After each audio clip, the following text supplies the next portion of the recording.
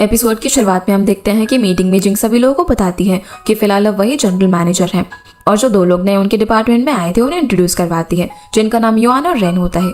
सभी को फिर वो अपना अपना काम असाइन करती है और शाओनिंग को भी किसी लेटर कार्ड का काम देती है जिसमें कुछ एंटरप्राइज डिस्काउंट मांग रहे थे। ये सुनकर युआन बोलता है कि मैंने भी इस पर पहले काम किया है तो क्या मैं इसे हैंडल कर सकता हूँ, पर जिंग बोलती है कि अभी तुम न्यू हो यहाँ पर तो पहले एडजस्ट हो जाओ और अगर तुम्हें ज्यादा इंटरेस्ट है तो शाओनिंग के साथ जाकर काम कर सकते हो, जिस पर वो ओके बोलता है। इधर युएंग भी किसी पर्सन से मिलने के लिए जाता है और उसे बोलता है कि ना तो तुमने लोन दिया और ना ही उसका इंटरेस्ट दे रहे हो, आखिर तुम चाहते क्या हो?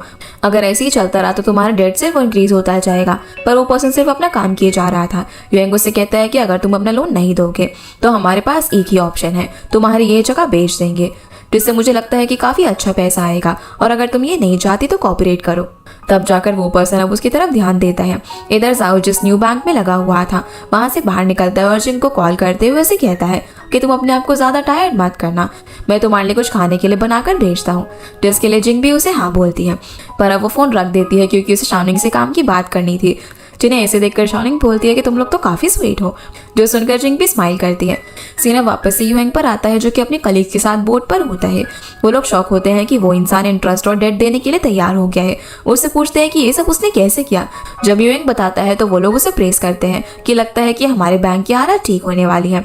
युएंग अब ऑफिस में जाने के बाद अपनी तरफ से कॉफी ऑर्डर कर रहा था, तभी उसे शाओनिंग की याद आती है, इसलिए वो उसके लिए भी कॉफी ऑर्डर कर देता है। निंग जब काम कर रही थी तो वहाँ पर काफी सारी कॉफी उसे रिसीव होती है। वो युएंग से कॉल पर बात करती है कि इतनी सारी कॉफी क्यों, तो वो कहता है कि मैं वहाँ पर नहीं हूँ तो वहाँ कलीग्स को देने के लिए, ताकि वो तुम्हारा ख्याल रख सके। जो सुनकर वो खुश होती है। तभी वहाँ पर सभी लोग भी आ जाते हैं और कॉफी लेते हैं। शाओनिंग बताती है कि ये युएंग की तरफ से है, इसलिए वो भी खुश होकर उसे ले लेते हैं। पर हम फिर युआन को रेन से कहते हुए देखते हैं कि मैं और शाओनिंग दोनों ही सेम लेवल पर है, तो मैं भला उसके अंडर काम क्यों करूँ। तो रेनो से बोलती है कि उसने वेजी प्रोजेक्ट में कंट्रीब्यूट किया था, वो अच्छी होगी। लेकिन युआन ये चीज मानने के लिए तैयार ही नहीं होता। वो कहता है कि उसका बॉयफ्रेंड यहाँ का लीडर था, तो वो उसे प्रेस करने के लिए इतना तो बोल ही सकता है ना, और कहने लग जाता है कि अभी तक उसे जो भी रिकॉग्निशन मिली है वो सिर्फ अपने बॉयफ्रेंड की वजह से ही मिली होगी। पर तभी शाओनिंग वहां पर आ जाती है। उससे कहती है कि तुम युएंग की कॉफी पी रहे हो तो कम से कम उसकी गर्लफ्रेंड के बारे में ऐसी बातें तो मत करो, और उसे काम के लिए चलने को कहती है। इसके बाद निंग उसे एक कैफे में ले जाकर समझाती है कि वो यहाँ पर शेंगटोंग के मैनेजर से मिलने के लिए आए हैं।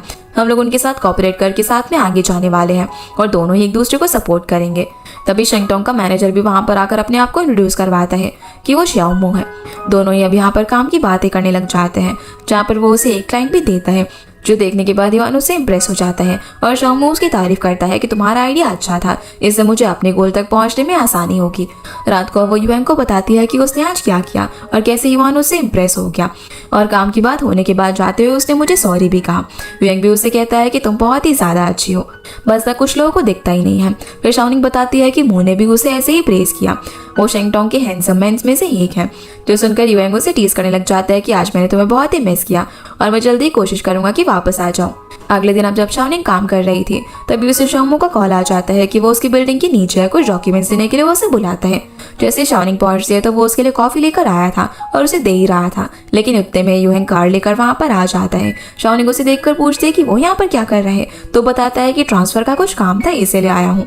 अब वो शाओमो के हाथ में कॉफी देखकर कहता है कि ये कॉफी तो कल ही मैंने तुम्हारे लिए ऑर्डर की थी ना। तो शाओमो बोलता है कि अरे आपको भी कॉफी पसंद है। जब युएंग हाँ बोलता है तो वो उसे ही पीने के लिए देने लग जाता है। जहाँ पर कॉफी लेते वक्त जानबूझकर युएंग अपनी रिंग और वॉच को फ्लॉन्ट करता है, ये दिखाने के लिए कि वो दोनों कपल है। इसलिए अब शाओमो भी उसे डॉक्यूमेंट्स देकर वहां से चला जाता है और शाओनिंग युएंग से बोलती है कि तुम तो कभी भी ऐसे रिंग नहीं पहनते, आज क्यों पहना है। इस पर वो कहता है कि मैरिड मैन को हमेशा इसे पहनना चाहिए। उसके बाद कहता है कि ये ना शेंगटोंग के हैंडसम लोगों में से एक ना बिल्कुल भी नहीं लगता। शाओनिंग अब कार देखकर पूछती है कि ये किसकी है, तो युएंग उसे कार में बैठाता है और कहता है कि ये तुम्हारे लिए है। शाओनिंग बोलती है कि इतना ज्यादा एक्सपेंसिव गिफ्ट, भला इस सब की क्या जरूरत थी। वो मन में सोचती है कि लगता है कि ये ना मुझे प्रपोज करने वाला है और पूछती है कि क्यों लेकर आए हो। तो बोलता है कि अब से मैं तुम्हें ड्रॉप करने के लिए नहीं आ पाऊंगा और अगर कभी लेट हो गई तो तुम आराम से आ सकती हो। जो सुनकर वो स्माइल करती है और जब ये दोनों किस करने वाले थे तभी जिंग विंडो पे उन्हें नॉक कर देती है और युएंग को हाई बोलकर चली जाती है। जिस वजह से शाओनिंग भी अब चली जाती है। वो अब जिंग के साथ उसके कैबिन में होती है, जहाँ पर वो काफी टेंशन ले रही होती है कि क्या वो लोग इस मंथ के टारगेट को कंप्लीट कर पाएंगे। पर निंग उसे एश्योर करती है कि वो लोग जरूर कर लेंगे। जिंग कहती है कि प्रेगनेंसी लीव से पहले मुझे अच्छे से काम करके जाना है कि सुपीरियर को ये ना लगे कि मैं इस पोस्ट के लायक नहीं हूँ। और जाओ की बात करने लग जाती है कि वो कितना इरिटेटिंग है, वो उसे कुछ भी नहीं करने दे रहा, घर में भी गेम नहीं खेलने देता। पहले तो वो क्लब में जाकर ड्रिंक करके अपना गुस्सा बाहर निकाल लिया करती थी, लेकिन अभी वो जाओ को कुछ भी बोलती है तो वो तो उसकी सारी चीज़ों को एक्सेप्ट कर लेता है, जिस वजह से उसकी फ्रस्ट्रेशन है ना बाहर ही नहीं निकल पा रही है। जो देखकर निंग उसे एडवाइस करती है कि वो जाओ के साथ ज़्यादा बात करके वो लोग सोल्यूशन निकाल ले और झगड़ा ना करे। जिंग अब जैसे ही काम की बात घर पर आती है तो जाओ ने जो भी बनाया हुआ था वो उसे खुशी से खा लेती है, जो देखकर वो भी काफी खुश होता है। उसके बाद उससे अच्छे से कहती है कि तुमने आज जो भी मुझे 3-4 बार खाने के लिए भेजा था मैंने सब कुछ खा लिया। अभी मुझे लगता है कि तुम्हारी वजह से मैं बहुत ही अच्छे मूड में हूँ। जो सुनकर जाओ खुश होता है, पर फिर वो उससे कहती है कि अगर तुम मुझे और खुश देखना चाहते हो तो बाहर लेकर चलो। यहाँ से फिर हम इन दोनों को क्लब में देखते हैं, जहाँ पर आते ही जिंग एक्साइटेड हो जाती है, लेकिन जाओ उसे कंट्रोल करता है। जब वो ज़्यादा एक्साइटेड हो रही थी तो वो उसे आराम से डांस करने के लिए कहता है, पर तभी उसका फेवरेट सॉन्ग वहाँ पर प्ले होता है, जिसकी वजह से वो और ज़्यादा एक्साइटेड हो जाती है। अब वो तो डांस कर नहीं सकती थी, इसलिए जाओ को ही डांस करने के लिए बोलती है, लेकिन जैसे ही पीछे मुड़कर देखती है तो वो बेचारा तो थकान की वजह से सो गया था, जिसके थोड़ी देर बाद वो उसे उठा देती है। जाओ उठते ही वहाँ पर जिंग देखते हैं, पर वो उसे बताती है कि नॉन अल्कोहलिक है।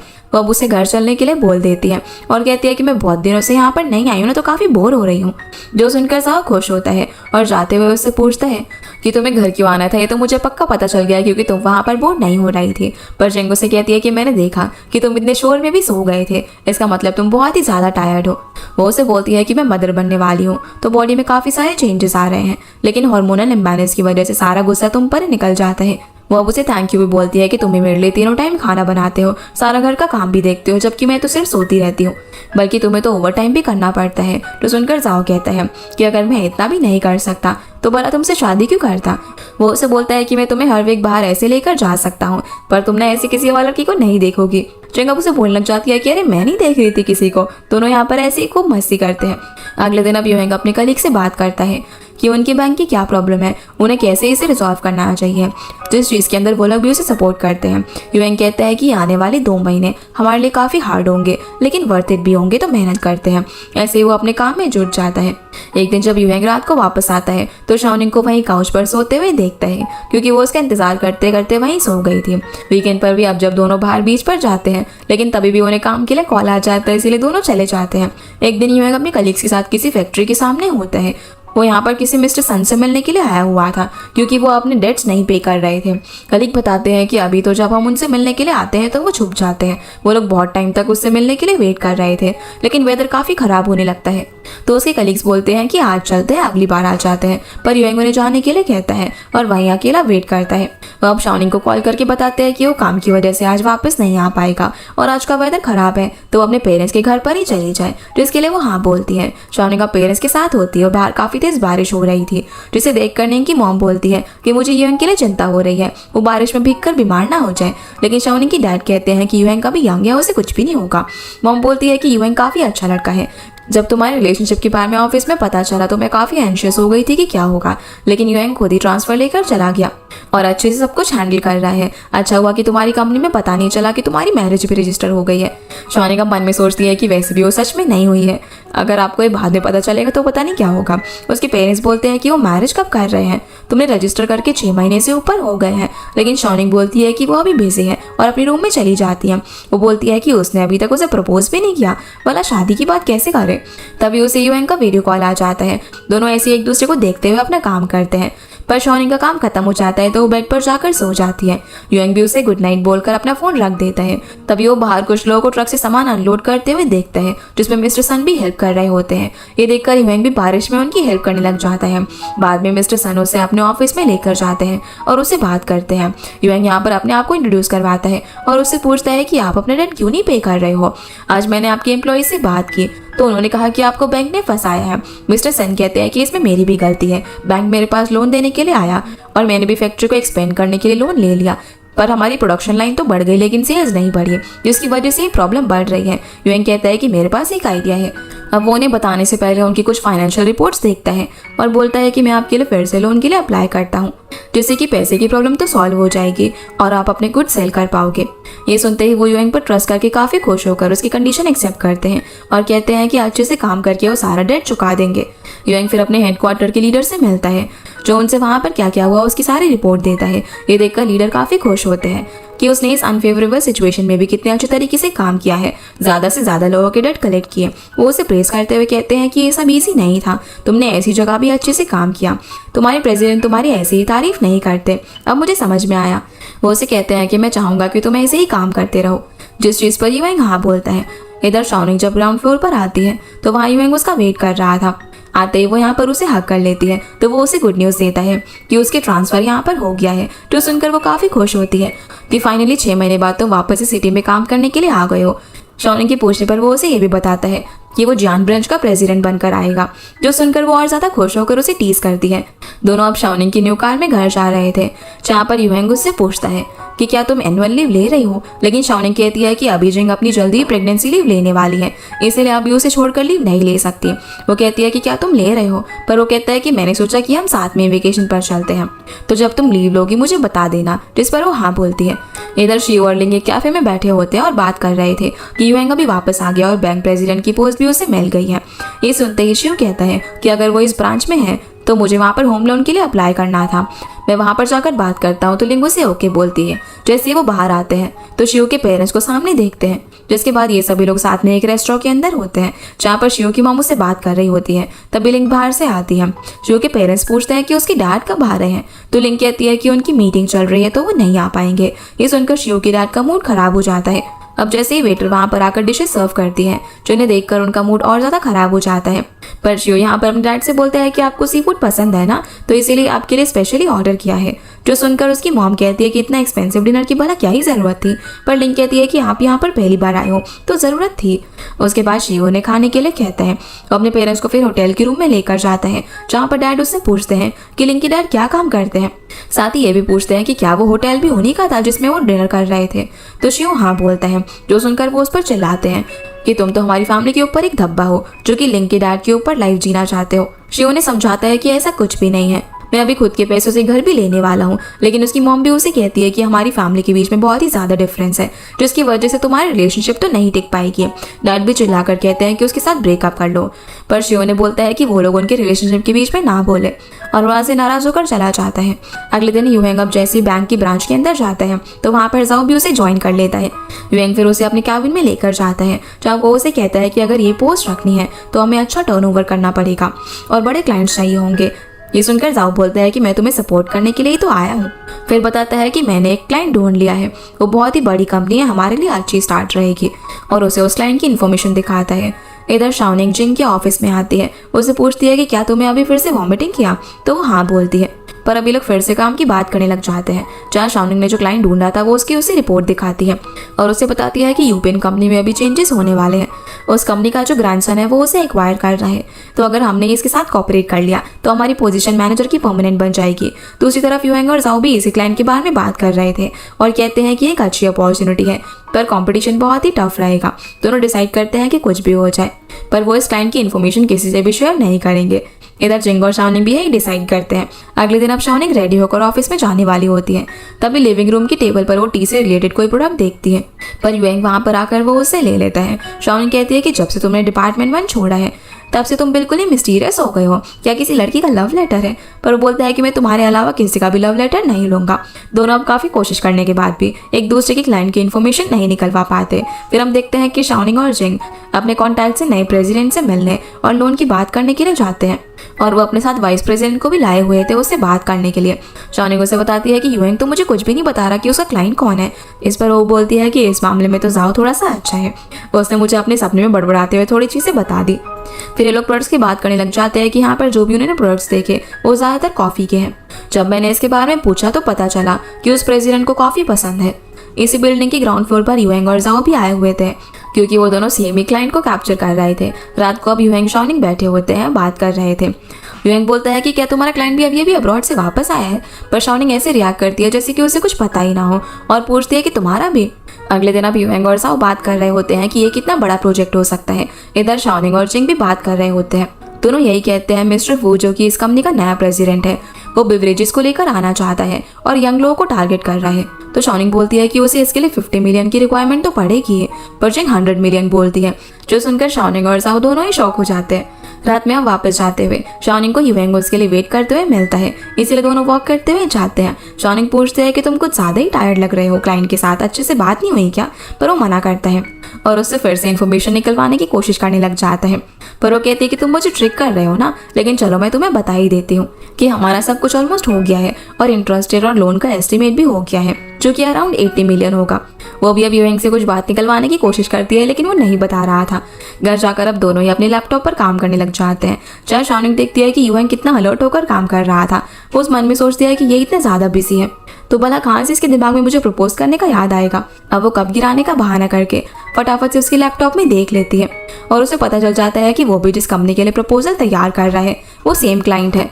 अगले दिन हम देखते हैं कि मिस्टर फू अपने मैनेजर से कंपनी की बात कर रहे थे, जहाँ पर वो उन्हें बताता है कि आप यहाँ पर नए हो तो ज्यादा से ज्यादा लोग आपको रोकना चाहते हैं, जो सुनकर वो स्माइल करता है। इसके बाद उसे बताता है कि लोन के लिए उन्हें 2 बैंक्स अच्छी लगी है।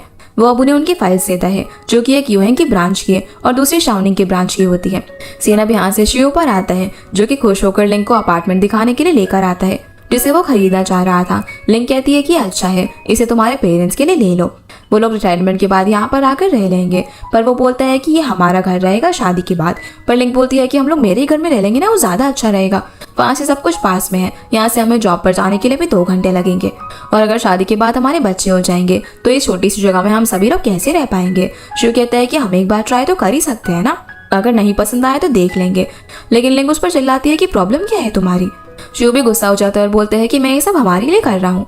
तो लिंगो से भी गुस्से से कहती है कि तुम्हें भी पता है कि मैं पैसे सेव करने के लिए कितनी मेहनत कर रही हूँ, तुम मेरे साथ रहने के लिए भी नहीं आ सकते हो। शिव गुस्से में बोलता है कि अगर मैं रहने के लिए आ गया तो मेरी लाइफ तुम पर डिपेंड रह जाएगी और मेरे पेरेंट्स से बिल्कुल भी नहीं चाहते। दोनों की अब यहाँ पर फाइट हो जाती है और लास्ट में लिंग शिव को सेल्फिश बोलकर चली जाती है। अब वो शाओनिंग के साथ एक रेस्टोरेंट के अंदर होती है। वो उसे खाते हुए सैड होकर बताती है कि पैसे सेव करने के लिए मैंने ये चीजें कितने टाइम से नहीं खाई थी, मैं उसके लिए अपने लिविंग स्टैंडर्ड्स को कॉम्प्रोमाइज कर रही थी, लेकिन वो है कि अपनी ईगो और प्राइड भी नहीं छोड़ सकता मेरे लिए, तो भला मैं उसके लिए क्यों कॉम्प्रोमाइज करूं, जब मेरे पास सब कुछ है तो भला मैं इतना सैक्रिफाइस क्यों करूं। शाओनिंग अब यहाँ पर उसे समझाने की कोशिश करती है, लेकिन वो नहीं सुनती और कहती है कि मेरे पास घर है, पैसा है, तो वो क्यों नहीं आकर मेरे साथ रह सकता। अब पहले मेरे पेरेंट्स नहीं मान रहे थे, लेकिन अब उसके पेरेंट्स नहीं मान रहे, तो अभी भला हम क्या कर सकते हैं। शाओनिंग बोलती है कि मैं उसे बोलती हूँ तुमसे बात करने के लिए, लेकिन वो मना कर देती है, कहती है कि बात करके भी कोई फायदा नहीं है क्योंकि हमारी प्रॉब्लम का कोई सोल्यूशन है ही नहीं। दूसरी तरफ युएंग भी शिव के साथ में ड्रिंक कर रहा था, जब वो उसे बताता है कि मैं बहुत ज्यादा ट्राई कर रहा हूँ लेकिन उसके लेवल तक नहीं पहुंच पाऊंगा। युएंग बोलता है कि तुम मुझसे अच्छे से जाकर बात क्यों नहीं करते, लेकिन वो बोलता है कि कुछ भी नहीं होने वाला, उसके डैड मेरे से सेटिस्फाइड नहीं है, मुझे पता है कि लिंग मेरे लिए सेव करके कॉम्प्रोमाइज कर रही है, लेकिन मैं भी उसके ऊपर डिपेंड होकर नहीं रह सकता और ना ही मैं एक दिन में रिच बन सकता हूँ, इसी वजह से हम दोनों में से गलत कोई भी नहीं है। ये सब बोलकर वो काफी ज्यादा सैड हो रहा था। युएंग अब जब घर पर आता है तो शाओनिंग को काउच पर बैठे हुए देखता है। वो उसे बताती है कि वो बस अभी लिंग को घर छोड़कर आई है, वो पूरा टाइम सिर्फ रो ही रही थी, उसे समझ नहीं आ रहा था कि वो क्या करे। युएंग बोलता है कि शिव की भी हालत ठीक नहीं थी, तो लिंग कहती है कि वो एक दूसरे को कितने टाइम से पसंद करते हैं, सब कुछ इतना अच्छा था उनके बीच में, लेकिन अब जब शादी की बात हुई तो सब कुछ खराब हो गया। युएंग कहता है कि लव में सिर्फ प्यार देखा जाता है, लेकिन मैरिज में ऐसा नहीं होता। शाओनिंग अब यहाँ पर युएंग को थैंक यू बोलते हैं कि तुमने मुझे चूज किया, मैं इस मामले में लकी हूँ, जो सुनकर युएंग स्माइल करता है। तभी शाओनिंग को जिंग का मैसेज आ जाता है कि मिस्टर फू कल हमसे मिलने वाले हैं, तो प्रपोजल बनाने के लिए बैंक में आ जाओ। जाओ भी युएंग को काम के लिए मैसेज करता है, इसीलिए अब दोनों बहाना बनाने लग जाते हैं। जहाँ शाओनिंग बोलती है कि उसे ना लिंग के पास जाना है, युएंग बोलता है कि उसे भी शिव के पास जाना है, उसे उसकी जरूरत है, पर चुपके से दोनों काम करने के लिए जाते हैं। जिंग यहाँ पर बोलती है कि अभी तक ये जाओ घर कैसे नहीं गया, तो शाओनिंग बोलती है कि जाओ भी बाहर है, जिससे वो लोग समझ जाते हैं कि वो दोनों भी प्रपोजल तैयार करेंगे और हंसने लगते हैं। जिंग बोलती है कि ये लोग कितने चाइल्डिश है जो कि ऐसे एक्सक्यूज देकर जा रहे हैं। उसके बाद शाओनिंग कहती है कि हम भी तो वही कर रहे हैं ना, तो जिंग कहती है कि जब जाओ जा रहा था तब मैं सोने की एक्टिंग कर रही थी, उसे तो पता भी नहीं होगा कि मैं काम कर रही हूँ। इधर जाओ और युएंग भी साथ में प्रपोजल बना रहे थे, जहाँ पर जाओ बोलता है कि जिंग पता नहीं कैसी होगी, तो युएंग कॉल लगाकर बात करने के लिए कहता है, लेकिन जाओ कहता है कि वो सो रही थी, जब से वो प्रेग्नेंट हुई है उसे ना बहुत ही मुश्किल से नींद आती है, मैं उसे डिस्टर्ब नहीं करूंगा। और वैसे भी मैं नहीं चाहता कि जिंग उस मिस्टर फू के साथ काम करे। मैंने सुना है कि वो एक प्ले बॉय है। पर युएंग उसे उसकी पर्सनल लाइफ छोड़कर काम पे फोकस करने के लिए कहता है। अगले दिन अब जब शाओनिंग प्रपोजल लेकर मिस्टर फू के पास जा रही होती है, तभी बिल्डिंग के बाहर पहुंचते ही वो देखती है कि युएंग पहले ही अंदर चला गया था। वो सोचती है कि मैं उसे पहले नहीं जाने दे सकती। वो उसे कॉल लगाकर बोलती है कि मैंने ना यहीं पास में तुम्हारी कार देखी तो कॉल किया। मेरा ना एक छोटा सा एक्सीडेंट हो गया था जिसकी वजह से कार में स्क्रैच आ गया। क्या तुम देखने के लिए आ सकते हो? वो उसे जगह बताती है तो युएंग बाहर आ जाता है, जिसके आते ही शाओनिंग अंदर चली जाती है। युएंग तो अब कार को देखने के लिए जाता है, लेकिन उसमें तो कोई भी प्रॉब्लम नहीं थी। वो समझ जाता है कि शाओनिंग ने ट्रिक प्ले की है। इधर शाओनिंग को एक पर्सन मिस्टर फू से मिलाने के लिए लेकर जाता है। वो प्रिंटिंग मशीन से प्रिंट निकालने की कोशिश कर रहे थे, लेकिन उसमें प्रॉब्लम आ रही थी। मैनेजर से भी वो चीज़ ठीक नहीं हो रही थी, पर शाओनिंग कहती है कि मैं ट्राई करती हूँ और वो उसे ठीक कर देती है। जिस मोमेंट में वो सिर्फ उसे देखता ही रह जाता है, पर फिर उसे थैंक यू बोलते हैं और वो लोग डिस्कस करने लग जाते हैं। अब उसे कॉफ़ी पसंद होती है तो शाओनिंग उसे कॉफ़ी देती है, इसके लिए वो उसे थैंक यू बोलता है। फिर काम की बात करता है। वो उसे समझाती है कि कैसे अगर वो उनके बैंक से लोन लेगा तो उसका इंटरेस्ट कम होगा और डेट भी आसानी से चुकाया जा सकता है। उससे बात करने के बाद जब शाओनिंग नीचे आती है तो युएंग से मिलती है। वो पूछता है कि तुम्हारी कार में तो कोई भी स्क्रैच नहीं लगा। तो बोलती है कि हाँ, ज़्यादा बड़ी प्रॉब्लम नहीं थी तो मैं काम के लिए चली गई। उसके बाद उससे पूछते हैं कि तुम्हारे साथ जाओ नहीं आया? तो बोलता है कि जिंग भी तो नहीं आई। ये सुनकर वो कहती है कि वो बीमार है तो हॉस्पिटल गई है। इस पर युएंग भी कहता है कि जाओ भी अपनी बीवी को लेकर हॉस्पिटल गया है। शाओनिंग अब उसे रिमाइंडर देती है कि थोड़ी देर में मिस्टर फू की मीटिंग है, पता नहीं अब उसके पास तुमसे मिलने का टाइम होगा या फिर नहीं। जो सुनकर युएंग कहता है कि इतना कॉन्फिडेंट मत हो, अभी कॉन्ट्रैक्ट साइन नहीं हुआ है। तो शाओनिंग अनॉयड हो जाती है। इधर जिंग हॉस्पिटल में जाओ से थोड़ा आगे चलकर निंग से बात कर रही होती है कि अगर मिस्टर फू इंटरेस्टेड है तो जल्दी से उससे कॉन्ट्रैक्ट साइन करा लो। तभी जाओ उसके पास आता है और उसे कहता है कि तुमने टेस्ट तो कराया है नहीं। वो समझ जाता है कि उसने यहाँ पर लाने के लिए उसे ये सब किया था, पर वो कहती है कि चिंता मत करो, युएंग और तुम दोनों ट्रिक हो गए। जिंग उसे बोलती है कि भला तुम ये ज्यादा पैसे किसके लिए कमाना चाहती हो? मेरे और मेरे बच्चे के लिए ना। तो अगर मुझे ये प्रोजेक्ट मिला तो मुझे ज्यादा सैलरी मिलेगी और ये सब तो हमारी फैमिली के लिए ही है ना। तो जाओ कहता है कि युएंग ने मुझे कहा कि अगर ये डील साइन हो गई तो मुझे डिपार्टमेंट मैनेजर बनाएगा, फिर मेरी सैलरी भी तुमसे ज्यादा हो जाएगी। अब ये हमारी फैमिली के लिए है। पर उसकी ये बात सुनकर वो भी अनॉय हो जाती है। इसके बाद शाओनिंग लिंग से एक शॉप के अंदर मिलती है। शाओनिंग बताती है कि जून ने अभी तक उसे कोई भी कांटेक्ट नहीं किया है। शाओनिंग कहती है कि मैं उससे बात करती हूँ, लेकिन वो मना कर देती है और कहती है कि ये प्रॉब्लम ऐसे सॉल्व नहीं हो सकती। मुझे समझ नहीं आता कि लोगों के बीच में पैसे कम होने की वजह से प्रॉब्लम है, लेकिन यहाँ पर अपोजिट हो गया। मैंने सोचा था कि मैं उसकी तरह जीने का ट्राई करूंगी। मैं ऐसे नहीं रह सकती कि अपनी फेवरेट डिश को भी अफोर्ड ना कर पाऊँ। शाओनिंग भी अब उसे बोलती है कि तुम दोनों में से कोई भी यहाँ पर सही गलत नहीं है, बस तुम दोनों का ही पैसों को लेकर पॉइंट ऑफ व्यू अलग है। तभी उसे रेन का कॉल आ जाता है जो उसे बताती है कि मुझे अभी एक क्लाइंट मिलने के लिए बुला रहा है, लेकिन इस वक्त पहले से ही मेरी किसी और के साथ मीटिंग है, तो क्या तुम उसे जाकर अटेंड कर सकती हो? जिसके लिए शाओनिंग हाँ बोल देती है। तो उसने जो लोकेशन भेजी थी शाओनिंग वहाँ पर पहुँच जाती है। थोड़ी देर वहाँ पर वेट करने के बाद वहाँ का बॉस आता है, जिसे शाओनिंग अपने आप को इंट्रोड्यूस करवाती है। जो सुनकर वो शौक होकर उसे हाई स्कूल का नाम लेता है और बोलता है कि तुम ही थी ना जो साइकिल चलाते हुए ड्रेन पर गिरी थी। ये सुनते ही शाओनिंग भी उसे यानहुई के नाम से बुलाती है। वो दोनों अब बात कर रहे थे क्योंकि वो दोनों हाई स्कूल क्लासमेट्स थे। वो यहाँ पर उसे सॉरी बोलता है कि मुझे उस टाइम तुम्हें बुली नहीं करना चाहिए था, अभी मुझे उसका बहुत ज़्यादा रिग्रेट होता है। शाओनिंग कहती है कि वो उसके बारे में भूल चुकी है। इसके बाद वो बोलती है कि अच्छा हुआ कि युएंग ने मुझे रोक लिया उस टाइम तुम्हें और ज़्यादा बुली करने से। पर शाओनिंग उससे फिर से पूछती है कि क्या बोल रहे हो, पर वो इस चीज़ को इग्नोर करके उसे वीचैट पर ऐड कर लेता है। अब जब वो ऑफिस आती है तो रेन से कहती है कि सब कुछ सेटल हो गया है, असल में वो पर्सन मेरा हाई स्कूल क्लासमेट निकला और आगे का प्रोसीजर तुम करना, जिसके लिए वो उसे थैंक यू बोलती है। तभी वहाँ पर शो आता है और शाओनिंग से कहता है कि जल्दी चलो, मिस्टर फू तुम्हारा कब से वेट कर रहे हैं।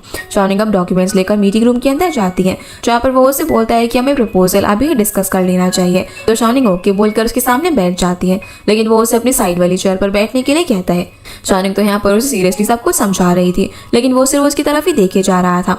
जब शाओनिंग उसे ऐसे देखती है तो उसे काफी ऑकवर्ड फील हो रहा था। अब जाते टाइम वो उसे लिफ्ट तक छोड़ने के लिए जाती है। अब वो जैसे अपनी डेस्क पर जाती है तो सभी लोग वहाँ पर खड़े हुए थे। उसे बताते हैं कि मिस्टर फू ने तुम्हें इतना एक्सपेंसिव गिफ्ट दिया है, जिसे देखते ही शाओनिंग उसे कॉल करके थैंक यू बोलती है और उसे एक्सेप्ट करने से मना कर देती है। तो इसके बदले में वो उसे मील पर जाने के लिए कहता है, जो चीज शाओनिंग एक्सेप्ट कर लेती है और सभी से कहती है कि आज वो इसे वापस कर देगी। पर तभी ली इस गिफ्ट की फोटो क्लिक करके युएंग को सेंड कर देता है। शाम को अब शाओनिंग उस रेस्टोरेंट में जिंग के साथ जाती है। वो उसे थैंक यू बोलती है उसके साथ आने के लिए, क्योंकि उसकी तबीयत ठीक नहीं थी, पर फिर भी वो आई थी। जिंग कहती है कि मैं तुम्हारी मेंटर हूँ और अगर वो कुछ करना चाहता होगा तो मुझे तुम्हारे साथ रहना चाहिए। अब जैसे ये लोग उससे मिलने के लिए जाते हैं तो वो यहाँ पर शाओनिंग के साथ में जिंग को देखकर शॉक हो जाता है, पर फिर उन्हें बताता है कि उसे नहीं पता था कि वो भी आने वाली है, इसलिए उसने सिर्फ 2 लोगों के लिए ही रूम बुक किया है। तभी वहाँ पर युएंग आ जाता है और बोलता है कि मैंने बड़ा रूम बुक किया है, इसलिए सभी लोग अब उसके साथ में डिनर करने के लिए चले जाते हैं। लेकिन जिंग की तबीयत ठीक नहीं थी, इसलिए वो फू को सॉरी बोलकर वहाँ से चली जाती है। फिर फू युएंग से बोलता है कि मैंने तुम्हारा प्रपोजल देखा था, वो काफी अच्छा था। युएंग कहता है कि मुझे लगा आपने देखा भी नहीं, क्योंकि हमारा प्रपोजल ज्यादा अच्छा था। शाओनिंग उससे कहती है कि हमारा भी अच्छा है, तुम मेरे ही सामने मेरा क्लाइंट भला कैसे ले सकते हो। तो फू कहता है कि तुम्हारा प्रपोजल सच में ज्यादा अच्छा था, लेकिन मैं उन लोगों के साथ काम करना चाहूंगा जिसके साथ मेरा बॉन्ड बने। तभी खाते हुए चोक कर रही थी तो युएंग उसे टिश्यू दे देता है, जिस बीच वो उनके हाथ में कपल वॉचेस देख लेता है और थोड़ा हैरान होता है। अब जब वो उसे कार तक छोड़ने के लिए जाते हैं तो शाओनिंग उसे उसके गिफ्ट वापस कर देती है। घर पहुंचकर अब शाओनिंग युएंग से बोलती है कि तुम क्या वहाँ पर मेरा क्लाइंट लेने के लिए आए थे, पर युएंग उसे कहता है कि नहीं, मैं तुम्हें उसके साथ नहीं जाने दे सकता था। जब जिंग चली जाती तो तुम वहाँ पर अकेली होती, तब पता नहीं वो क्या करता। शाओनिंग उसे कहती है कि मुझे पता है क्या करना चाहिए, इसीलिए जिंग को मैं अपने साथ लेकर गई थी और अपनी बाउंड्री समझती हूँ, इसीलिए गिफ्ट भी मैंने वापस कर दिया। फिर पूछते हैं कि वैसे तुम्हें किसने बताया कि हम उस रेस्टोरेंट में जा रहे हैं। लेकिन जब वो नहीं रहा होता तब वो उसे टाई से खींचकर पूछती है, जिस पर वो बता देता है कि उसे ली ने खबर दी थी, जो सुनकर वो शॉक हो जाती है। अब जब युएंग स्टडी रूम के अंदर होता है तभी उसे मैसेज आता है कि अगर कल का टाइम ठीक है तो हम रिंग और डॉल लेकर आते हैं और हम स्पेशल अरेंजमेंट करेंगे, जिसके लिए युएंग हाँ बोल देता है। अगले दिन अब शाओनिंग के पास सभी लोग खड़े होते हैं, उसे फिर से कोई गिफ्ट आया हुआ था। सभी कहते हैं कि आज भी फू ने दिया है क्या, पर शाओनिंग मना करती है और कहती है कि उसका गिफ्ट मैंने कल ही वापस कर दिया। तभी कोई कहता है कि ये उसके बॉयफ्रेंड ने भेजा है और सभी काम पे लग जाते हैं। फिर वो उसे टेक्स्ट करके कहती है कि क्या ये कॉम्पिटिटिव स्पिरिट है, पर युएंग पूछता है कि क्या तुम्हें पसंद आया, जो सुनकर वो खुश होती है। थोड़ी देर बाद युएंग उसे कॉल करके पूछता है कि साथ में लंच करने के लिए चलते हैं, लेकिन वो मना कर देती है कि मुझे मिस्टर फू से मिलने के लिए जाना है, इसीलिए वो उसके पास जाने के लिए निकल जाती है। इधर युएंग जाओ से फू के बारे में पूछता है कि उनके प्रपोजल का क्या हुआ, तो बोलता है कि वो अभी भी इंटरेस्टेड है। तो युएंग बोलता है कि ठीक है, फिर मैं इसके लिए बात करके आता हूँ और चला जाता है। इधर शाओनिंग फू के साथ उसके ऑफिस में होती है, उससे पूछती है कि क्या उन्हें कोई चेंजेस और कराने हैं कॉन्ट्रैक्ट के अंदर। अगर सभी कुछ ठीक है तो वो लोग प्रोसीजर चालू कर सकते हैं, लेकिन वो उसे एक फाइल देता है जो कि उसके एम्प्लॉयमेंट का कॉन्ट्रैक्ट होता है एक हाई सैलरी के साथ। इसे देखकर शाओनिंग हैरान हो जाती है। वो उसे कहता है कि मुझे अकाउंटेंट की जरूरत है जो कि रिलायबल हो फाइनेंस के लिए, तो क्या तुम मुझे ज्वाइन करोगी। लेकिन शाओनिंग उसे साफ साफ मना कर देती है। ये सुनकर वो उसके पास आकर बैठ जाता है और कहता है कि मैंने तुम्हें जो गिफ्ट दिया और तुम्हारे साथ डिनर करना चाहता था, वो किस चीज के लिए था ये तुम्हें पता तो होगा ही ना, तुम्हें एक अच्छी चॉइस चूज करनी चाहिए। ये बोलकर उसके हाथ पर हाथ रखता है, लेकिन शाओनिंग उसका हाथ फटाफट से हटा देती है। इसी के साथ ये एपिसोड यहीं पर खत्म हो जाता है। तो गाइस ये थी आज की वीडियो एंड आई होप आप लोगों को ये वीडियो पसंद आई होगी, तो इस वीडियो को लाइक कर चैनल को सब्सक्राइब जरूर कीजिएगा। आपसे फिर मिलते हैं इस ड्रामा के अगले एपिसोड में, तब तक के लिए गुड बाय।